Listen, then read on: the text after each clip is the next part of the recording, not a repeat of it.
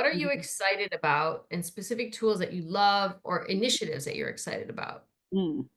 Two different worlds, I guess. Most excited, me personally, editing on an iPad. I'm kind of really excited about it. I cut a little film on my iPhone as a joke for a friend, and it took me about an hour, and I'm like, this is so easy and fun. Even though it's way limited to what you could do on an actual workstation, but thinking about how to teach this to my kiddo, you know, and also realizing like I think I'm neurodivergent now, like my kid is, I think I have ADHD. And so there's something satisfying about going back to that tactile thing.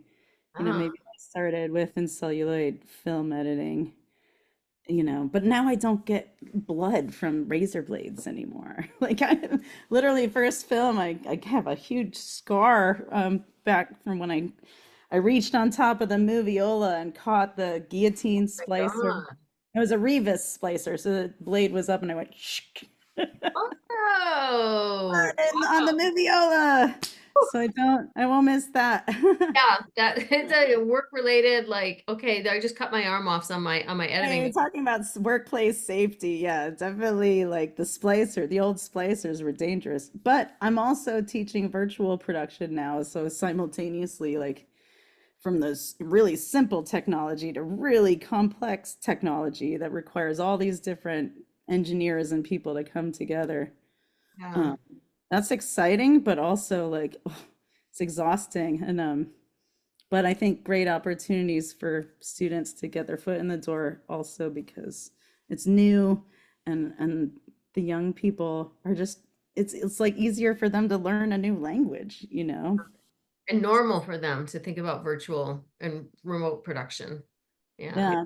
Yeah, I don't know. The trick with virtual production for me is like it's kind of interesting because you create a background first and then you've got a production design to that background to make it match.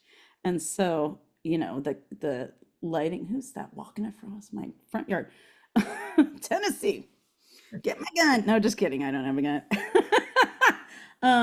Yeah, so, if you have a background and it's like we redid a Star Wars scene, or they created their own Star Wars world. So it's like this icy planet with a lava lake and red aurora borealis.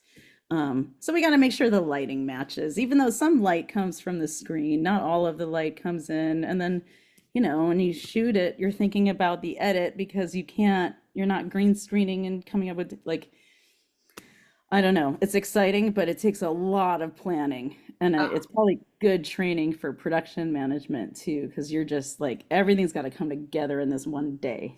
And then Yeah. it's easy in the edit. You're like, oh, great, it's there. Yeah. It's Whew. wild. That's yeah, that to me is like musical theater, like all that kind of planning, like where it comes in and you're just doing it Mhm. all almost live. And Oh, yeah, totally. Totally. And it's why? Like, why? The reason would be like, well, you could film on Mars. Like, okay. But still, it's a lot of work in front of the screen to make that believable, too. Just like rear screen projection, they had to hold on to a steering wheel like they're actually in a car. yeah, Um, yeah. Wow. we also could put in foreground plates on this because we have a multi-server disguise system and each render server was like another 50 grand or something to add. So now that we have two of those servers, we could do a back plate and a foreground plate, background and foreground. So you could put like, objects in the foreground digitally Oh, and render it, and then it has to be rendered out of the computer as a shot. okay. But it's just like, oh my God. And then they're all camera tracked also I with thought you were meaning remote production, but you're talking about virtual production where the on set. actor and the recording and everybody is in a different physical location, but there's somebody on a set somewhere. No, this is all on set. Like if I were to film Incognita season two, I could create the whole world on the LEDs on the volume. And Uh-huh. and if I wanted to put foreground elements that would match the background, you could composite them in real time Wow. with the actors on stage performing the scene. But the camera, like if we've got an Alexa filming, the camera's being tracked in 3D space, and then all of this goes into Unreal and then gets rendered out as a I new see. shot I see. for every take, right? But everything's being processed as it's being recorded in Unreal. Oh my So Lord. the camera is just a tool that's feeding video into Unreal now, and then Unreal Oh, is compositing everything live. And so, in order to make that happen, there's so like you have to know what the backgrounds are going to look like. You have to call it like an LED cube that they were yeah. in. Yeah. Never have filmed that on a green screen, really. I mean, I guess they could, but the lighting was incredible.